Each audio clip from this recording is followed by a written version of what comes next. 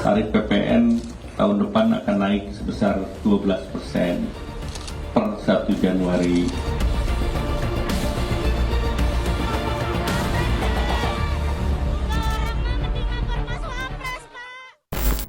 Presiden Prabowo Subianto menegaskan kebijakan pajak pertambahan nilai 12% hanya berlaku untuk barang mewah. Bagaimana rinciannya dan apa dampaknya bagi masyarakat? Lengkapnya dalam ulasan Istana bersama saya, Friska Clarissa. Sebelum pemerintah mengumumkan soal detail kenaikan pajak pertambahan nilai 16 Desember lalu, Presiden Prabowo Subianto telah menegaskan soal kebijakan PPN 12% tetap akan diberlakukan pada 1 Januari 2025. Dalam pernyataan Presiden di Istana Merdeka 6 Desember lalu, Presiden Prabowo menekankan pemberlakuannya dilakukan secara selektif, yaitu untuk barang-barang yang tergolong barang mewah untuk membantu melindungi rakyat kecil. PPN adalah undang-undang yang kita akan laksanakan, tapi selektif, hanya untuk barang mewah. Untuk rakyat yang lain kita tetap lindungi. Sudah sejak akhir 23 pemerintah tidak memungut yang seharusnya dipungut untuk membela, membantu rakyat kecil. Menteri Keuangan Sri Mulyani menyebut PPN 12% dikenakan untuk barang-barang mewah atau premium. Sejumlah barang dan jasa akan dikenakan tarif PPN 12%, antara lain beras dalam kategori premium, buah-buahan premium, daging sapi premium yang berharga jutaan 1 kilogramnya, biaya listrik untuk rumah tangga yang menggunakan daya hingga 3.500 sampai 6.600 volt ampere. Selain itu, juga jasa pendidikan berstandar internasional dan rumah sakit kelas VIP atau berstandar premium. Pemerintah juga menggelontorkan anggaran sebesar Rp265,6 triliun untuk program insentif PPN pada tahun 2025. Menteri Keuangan menyatakan kebijakan insentif PPN 12% untuk melindungi daya beli masyarakat dan UMKM. PPN sendiri mengambil Rp265,6 triliun. Jadi kalau kita lihat insentif perpajakan 2025, mayoritas adalah dinikmati oleh rumah tangga 47% atau 209,5 triliun masyarakat rumah tangga terbebas dari PPN atau dikurangi beban PPN-nya. Sedangkan 137,4 atau 30% untuk mendorong dunia usaha dalam bentuk insentif perpajakan.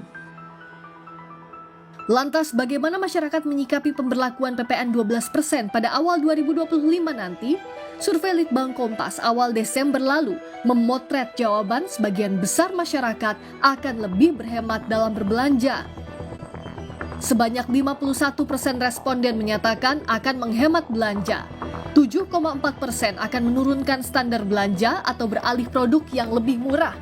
4,6% memilih akan berburu diskon atau promo, 2,1% menggunakan tabungan untuk konsumsi, dan sebanyak 31% responden akan mencari sumber pendapatan tambahan.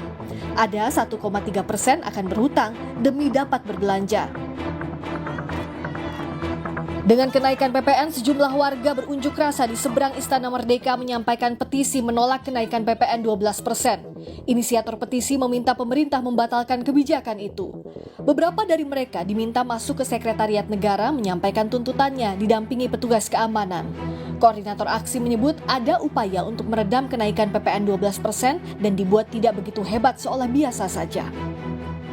Bahwa memang ada upaya-upaya buat mereduksi kenaikan PPN ini tidak sebegitu hebatnya, dibuat seolah-olah biasa-biasa aja, dibenturkan dengan narasi hanya untuk barang mewah, padahal kita tahu ada yang namanya pajak barang mewah, ya kan? Kenapa PPN yang dinaikin? Itu juga sangat aneh gitu. Itu kita nggak dapat jawaban itu apa gitu sih. Iya, harus dibatalkan karena dampaknya sangat luas gitu ya. Saya nggak perlu mention satu lagi, udah banyak ahli yang ngomong juga, dan ya harusnya didengarkan ya, harapannya ya itu doang sih. Ketua Umum PP Muhammadiyah Haidar Nasir meminta pemerintah mengkaji ulang kenaikan PPN menjadi 12%. Haidar meminta setiap kebijakan yang dirumuskan harus berlandaskan keadilan sosial.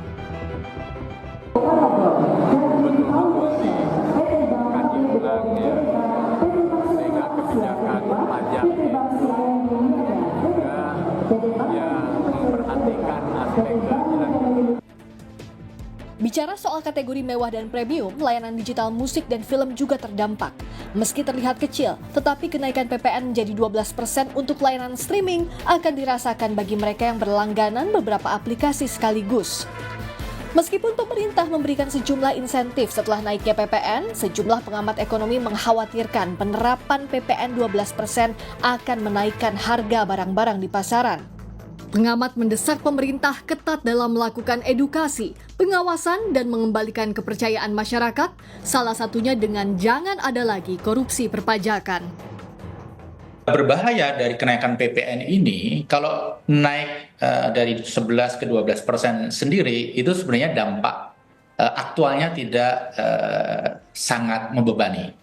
Tetapi kadang-kadang pemain di pasar itu menggunakan kenaikan PPN ini sebagai alasan untuk menaikkan harga.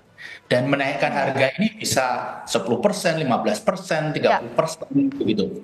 Ini yang harus dilakukan oleh pemerintah. Yang pertama edukasi, yang kedua adalah pengawasan dan monitoring. Masih ada yang perlu dibenahi dari mitigasi risiko ini, Pak Wijayanto. Apakah stres testnya ini sudah dilakukan dengan baik oleh pemerintah sebelum mengeksersis kebijakan ini? Misalnya saja saya ambil contoh, yang termasuk kenaikan PPN 12% ini kan antara lain layanan musik digital atau film digital yang itu tidak hanya masyarakat menengah ke atas, tapi menengah ke bawah juga membutuhkan itu. Sekarang sudah jadi bagian kebutuhan hiburan. Beberapa insentif yang diberikan 2 bulan itu merupakan salah satu mekanisme uji coba di lapangan. Jadi pemerintah tidak ingin overpromise dengan memberikan insentif 1 tahun, tapi dicoba 2 bulan terlebih dahulu. Kalau memang harus dilanjutkan, saya yakin sekali akan dilanjutkan. Tapi Mbak Priska, saya ingin meng-highlight survei Kompas tadi, di mana 47% masyarakat itu tidak percaya bahwa kenaikan PPN ini akan memperbaiki program-program pembangunan. Nah, saya rasa ini juga harus menjadi catatan sangat penting bagi pemerintah. Kenapa masyarakat tidak percaya gitu ya? Karena pada saat yang bersamaan pajak dinaikin, tetapi korupsi sektor pajak, masalah strategi sektor pajak itu juga terus terjadi. Saya rasa masyarakat akan bisa menerima apa yang dilakukan oleh pemerintah ini. Kebijakan ekonomi jadi keputusan pemerintah yang berdampak krusial bagi hajat hidup warga dari berbagai golongan. Karena itu pemerintah harus masak-masak meramu kebijakan agar penerimaan negara yang didapatkan sebanding dengan kontribusi yang diberikan masyarakat. Friska Clarissa, Friska Immanuel, Kompas TV, Jakarta.